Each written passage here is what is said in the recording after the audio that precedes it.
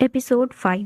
Manual Chang song को उस ghost की ओर देखने से रोक लेती है और उसे उस रूम का गेट खुलते ही उसे वहां से भाग जाने के लिए कहती है। चैंग सॉन्ग वैसा ही करता है और वो घोस्ट भी चैंग सॉन्ग के पीछे पीछे वहां से भागने की कोशिश करती है, पर मैनुअल उसे वहां से भागने नहीं देती। इस घोस्ट को इंसानों से सख्त नफरत था, इसलिए उसे ना तो होटल के बाहर इंसानों के बीच जाने का परमिशन था और ना ही मन में इतनी नफरत रखते हुए वो आफ्टर लाइफ में जा सकती थी।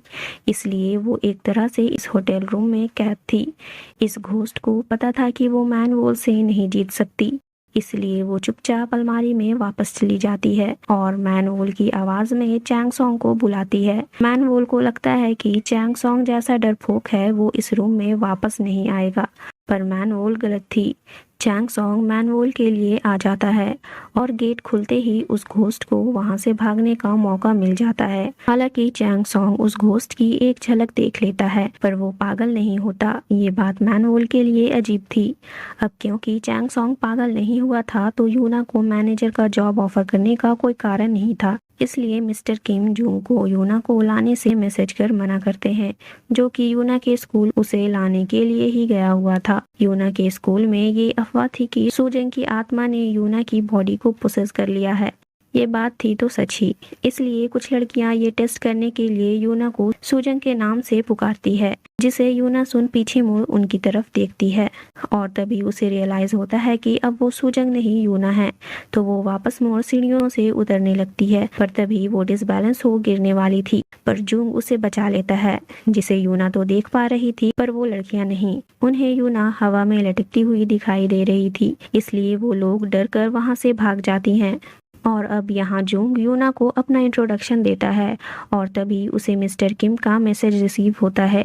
वो यूना को कहता है कि वो वहाँ उसे होटल ले जाने के लिए आया था, पर अब उसकी जरूरत नहीं, वो कुछ वक्त बाद फिर से उसे लेने आएगा। यूना को जूंग अच्छा लगता है, इसलिए यूना के जूंग से उसका नंबर मांगने पर जूंग उसे अपना नंबर दे देता है और यहाँ से इनकी लव स्टोरी शुरू हो जाती है। और यहाँ होटल में मिस्टर किम और मिस चोई चैंग सॉन्ग को काम से निकालने के लिए मैनुअल को और आइडियाज देते हैं, पर मैनुअल अब चैंग सॉन्ग को काम से निकालने का ऑर्डर वापस ले लेती है, क्योंकि भले उसके आने से पेड़ में पत्तियां आने लगी हो, पर जरूरी तो नहीं कि फूल भी खिलेंगे, और जब तक फूल खिलकर झड़ नहीं जाते तब तक मैनुअल का श्राप नहीं खत्म होगा। मैनुअल का ये श्राप खत्म होने वाला है। मैनुअल को अब भी इस पर विश्वास नहीं था, इसलिए वो चैंग सॉन्ग को काम से निकालने का प्लान ड्रॉप कर देती है। अगले सीन में एक प्रिस्ट एक लड़की की डेड बॉडी से उसके कुछ नाखून और बाल को एक रेड पॉकेट में डालता है, और ये सब उस प्रिस्ट से उस लड़की के पेरेंट्स करवा रहे थे। जिस लड़के को ये रेड पॉकेट मिलती वो लोग अपनी मरी हुई बेटी की शादी उस लड़के से करवा देते, क्योंकि वो नहीं चाहते थे कि उनकी बेटी की आत्मा अकेली रहे। इनके अलग अजीब शौक है, पर ये लड़की किसी अनजान इंसान से शादी नहीं करना चाहती थी। अब ये बात इसके अजीब शौक रखने वाले पेरेंट्स को कौन बताए। वैसे अगर लड़का अनजान ना हो तो इस भूतनी को उससे शादी करने में कोई दिक्कत नहीं। ये लड़की अपने पेरेंट्स से ज्यादा अलग नहीं है। अब इस लड़की की आत्मा भटकते हुए होटल डे लूना पहुंच जाती है और चैंग सॉन्ग के बाहों में आ बेहोश हो जाती है। ओके, तो भूत भी बेहोश होते हैं। चैंग सॉन्ग उसे मैनुअल के पास ले जाता है। सारी बात जान मैनुअल को यहाँ पैसे कमाने का एक और मौका दिखता है।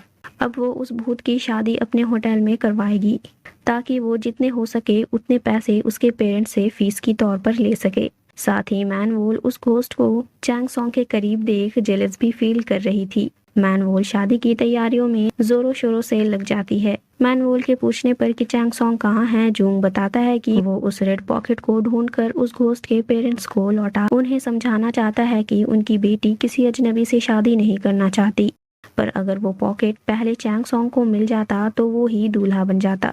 इसलिए अब मैनुअल चैंग सॉन्ग को ढूंढने निकलती है। चैंग सॉन्ग सैंचेज के साथ पार्क में आया हुआ था। मैनुअल वहां पहुंच चैंग सॉन्ग को सीधा सीधा वो पॉकेट ढूंढने से मना करती है, पर वो नहीं मानता, ये जानने के बाद भी कि अगर वो पॉकेट उसे पहले मिली तो वो ही ग्रूम बन जाएगा। पर उसे मैनुअल पर विश्वास था कि वो उसे इस परेशानी से भी निकाल ही लेगी, पर अगर वो पॉकेट किसी और को मिलती तो वो इंसान बुरे तरीके से फंस जाता। ये दोनों यहाँ अपनी बातों में बिजी रहते हैं और वहाँ सैंचेज साइकिलिंग करते हुए डिसबैलेंस हो गिर जाता है और वहीं उसे वो रेड पॉकेट पड़ी मिलती है। मैनुअल और चैंग सॉन्ग दूर से सैंचेज को उस रेड पॉकेट के साथ देखते हैं, पर चैंग सॉन्ग सैंचेज से इतना दूर खड़ा था कि वो सैंचेज को उस रेड पॉकेट को उठाने से मना नहीं कर पाता। और इससे पहले कि चैंग सॉन्ग सैंचेज के पास पहुंचता, सैंचेज पहले ही घर आ उस रेड पॉकेट को खोल देता है, जिससे वो और उस लड़की की आत्मा एक लाल धागे से बन जाती है। कोरियन रिचुअल के अकॉर्डिंग मैरिड कपल्स एक रेड धागे से बंधे होते हैं, तो वैसे ही अब ये दोनों भी एक धागे से बंध जाते हैं। सैंचेज को उस लड़की की आत्मा भी दिखने लगती है और सैंचेज को उस लड़की की आत्मा के वहीं होने का एहसास होने लगता है। चैंग सॉन्ग आकर देखता है सैंचेज बहुत ज्यादा डरा हुआ है। अगले सीन में चैंग सॉन्ग को उस घोस्ट के पेरेंट्स का कॉल आता है कि वो अपनी बेटी की शादी उनके होटल में करवाने के लिए तैयार है, जिन्हें पहले मैनुअल ने ही कांटेक्ट किया था। अब ये लोग होटल डेलूना में मिलते हैं, जहां मैनुअल उस घोस्ट के पेरेंट्स को वेडिंग हॉल दिखाते हुए वेडिंग प्लान्स बताती है। शादी की तैयारियों के लिए उस घोस्ट के पेरेंट्स मैनुअल को ब्लैक कार्ड देते हैं, जिसमें पैसे खर्च करने की कोई लिमिट नहीं होती, ताकि उनकी बेटी की शादी शानदार तरीके से हो सके। पर मैनुअल शादी की तैयारियों पर पैसे खर्च करने से ज्यादा खुद पर खर्चती है। आफ्टर ऑल इस बार मैनुअल के हाथ ब्लैक कार्ड लगा था और यहाँ चैंग सॉन्ग इस शादी को किसी भी हाल में रुकवाना चाहता था, पर उसके पास कोई चारा नहीं था और ना ही मैनुअल इसमें कोई हेल्प कर सकती थी। इसलिए अब चैंग सॉन्ग हेल्प के लिए मागो के पास जाता है, जहां वो मागो से तो नहीं पर उनकी बहनों से मिलता है, जिनमें से एक बताती है कि अगर वो घोस्ट उस रेड पॉकेट को अपने हाथों से किसी मेल घोस्ट को दे दे तो सैंचेज उससे आजाद हो जाएगा और उस घोस्ट की शादी भी हो जाएगी।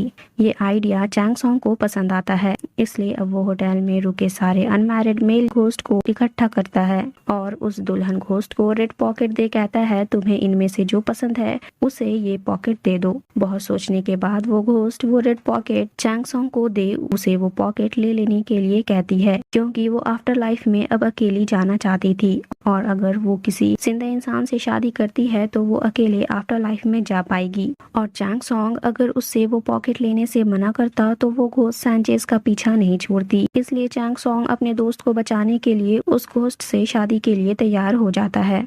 चैंग सॉन्ग इस बात से अनजान कि अगर कोई जिंदा इंसान इस घोस्ट से शादी करेगा तो वो मर जाएगा, क्योंकि वो घोस्ट शादी करने के लिए पागल थी, इसलिए उसने चैंग सॉन्ग को झूठ बोलकर उसे वो रेड पॉकेट दी थी। मैनुअल के होते हुए चैंग सॉन्ग को कैसे कुछ हो सकता है। इस बार भी मैनुअल चैंग सॉन्ग को बचा लेती है, उस लड़के को ढूंढकर जिससे वो घोस्ट बहुत प्यार करती थी और मरने के बाद भी वो शादी करना चाहती थी। इसलिए उस लड़के के पेरेंट्स इस मरी हुई लड़की के पेरेंट्स बन वो रेड पॉकेट वाला रिचुअल करवा उस लड़की से अपने बेटे को छुड़वाना चाहते थे। मैनुअल यूना को भेज उस लड़की की आत्मा को होटल उस घोस्ट से शादी के लिए बुलाती है। एक्चुअली ये लड़का अभी मरा नहीं है, पर मरने की हालत में था और अगर उसकी ये शादी हो जाती तो वो मर जाता, क्योंकि ये दोनों ही एक दूसरे से प्यार करते थे, तो ये लड़का भी इस शादी के लिए तैयार था। पर अब वो घोस्ट ही शादी से इनकार कर देती है, क्योंकि उसे अब ये बात समझ आ जाती है कि कई बार चीजों को पकड़े रखने से बेहतर उन्हें जाने देना होता है। और अब ये घोस्ट अपने मन की शांति के साथ आफ्टर लाइफ में चली जाती है। और यहीं मैनुअल को ग्रिम रीपर से बात कर पता चलता है कि चैंग सॉन्ग की लास्ट गेस्ट जिसे वो आफ्टर लाइफ में भेजेगा वो मैनुअल होगी। मैनुअल फाइनली इस बात पर यकीन कर लेती है कि हजारों सालों बाद अब उसका श्राप खत्म होने वाला है, पर अब प्रॉब्लम ये थी कि मैनुअल चैंग सॉन्ग को पसंद करने लगी थी। Stay tuned for the next episode. Till then, bye bye and take care.